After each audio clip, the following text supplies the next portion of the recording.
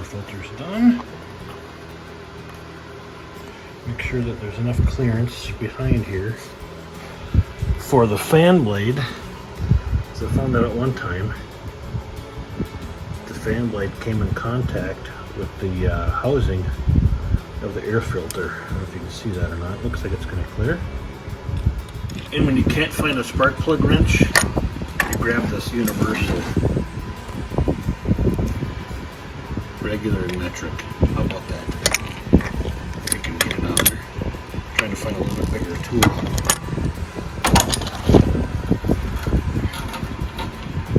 There we go. It's loose. That's what she said.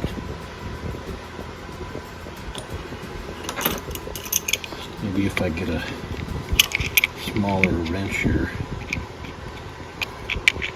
Good thing the millennial farmer isn't relying on me for his maintenance.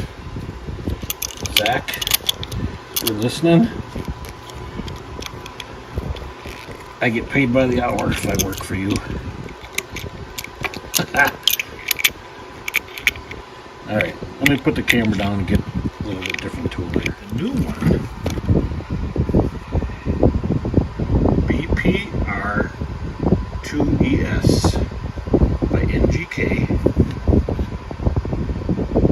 This is the replacement spark plug for the John Deere X720 and probably the X730 and other 700 models. They have a fuel injected with this Kawasaki motor right here. Alright.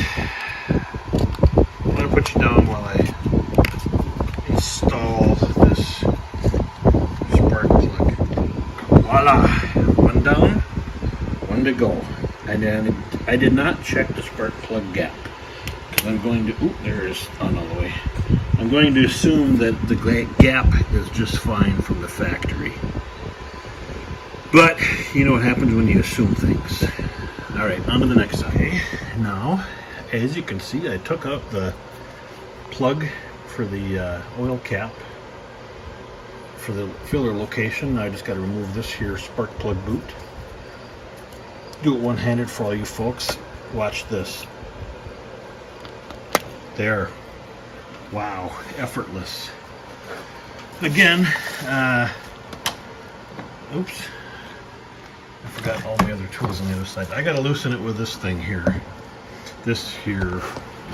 One thing great is this is also ambidextrous. It's a left-handed and a right-handed channel lock. And you don't want to go on these because that's porcelain. You could crack that. And you definitely want to do lefty, loosey, righty, tighty. Zach from Millennial Farmer, are you watching? Again.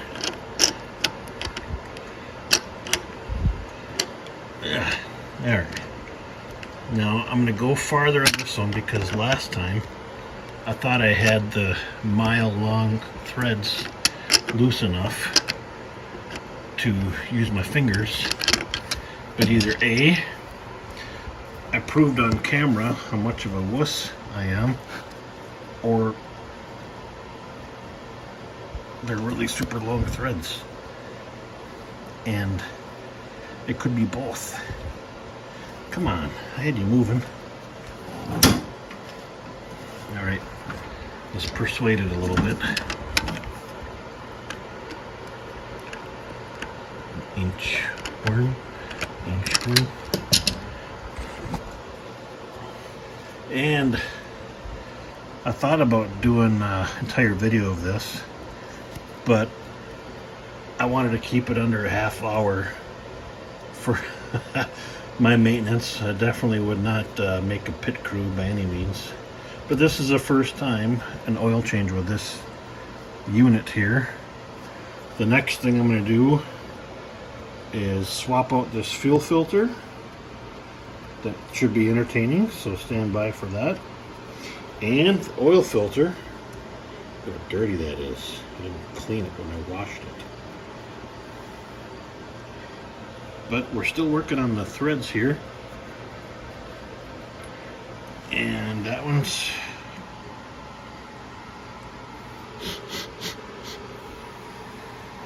smells. So let's show you the difference here between new and old. Again, NGK BPR2ES. Extreme close up on the hand. Oh, you don't need to see the cardboard. Just hang on. Look at the hand. All right, look at that difference. I know some people were looking at my leg instead. There's just a little bit of a difference there, I would think, anyway. Time to probably replace it. That's what 100 hours, I can only assume and take for granted that the dealer changed out the spark plugs when I bought this unit a year ago, used from them. That's what 100 hours of basically a summer and a half, one full summer and then a fall looks like. All right, now is the time to take off this contraption right here. That would be your oil filter. I have a drain pan underneath here. Hopefully it'll catch most of this. And I have the universal oil filter wrench right here. Just loosen it, and I anticipate getting oil everywhere. And it's draining right where it's supposed to. How about that? Right down there is where it's supposed to go. It's a cute little filter. Another mile long of threads in this too. And it's a John Deere AM107423 is a replacement oil filter for the John Deere X720. And I'm going to let it drain right on the top there of the old. We'll get some light on the subject here. It's actually draining quite well. Almost impressed myself. Almost. Let's see where the hose, if I can adjust that drain hose at all. It doesn't look like it. But it's doing what it's supposed to.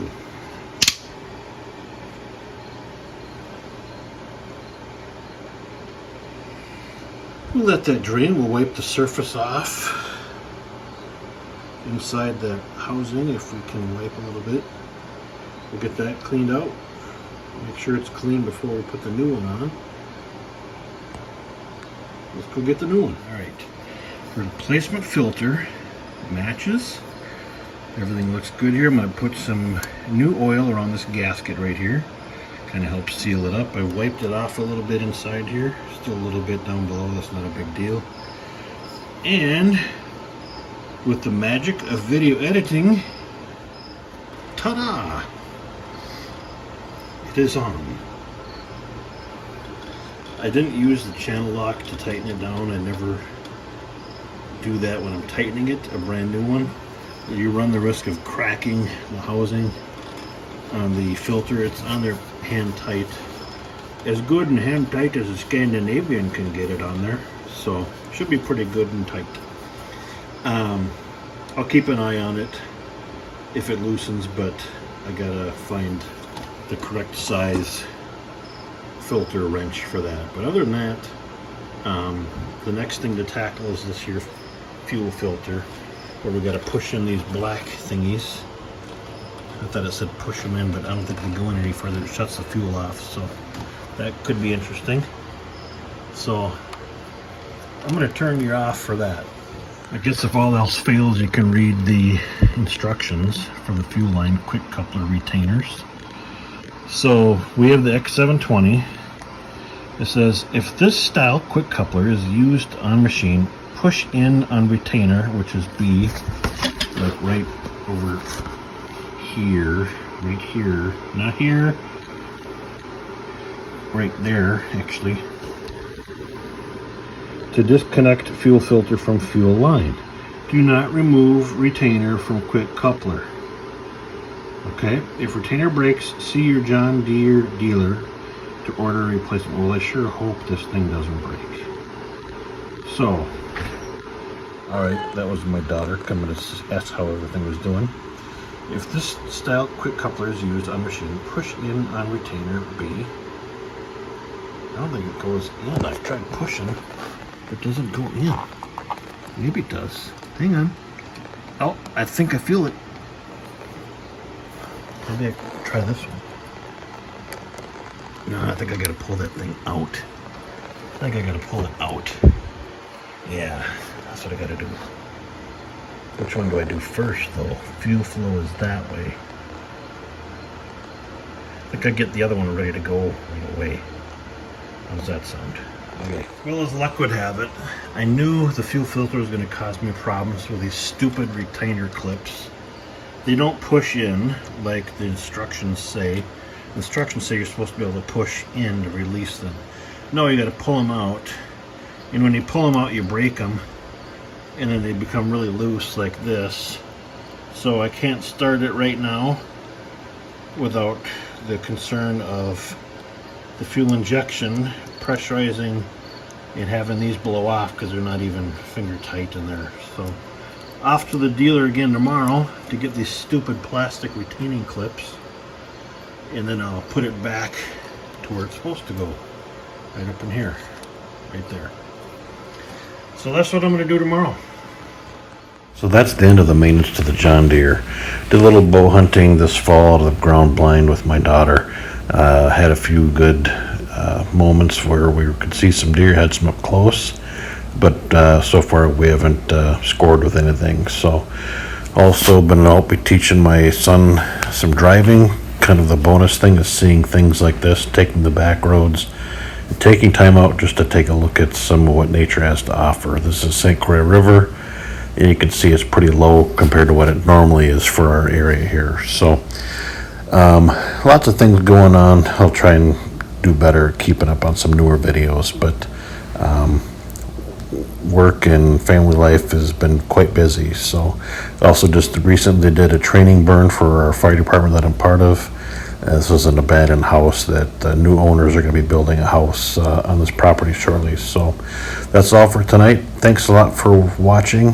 Please like, share, and subscribe, and share with all of your friends. And remember to do something nice for people today. Thanks.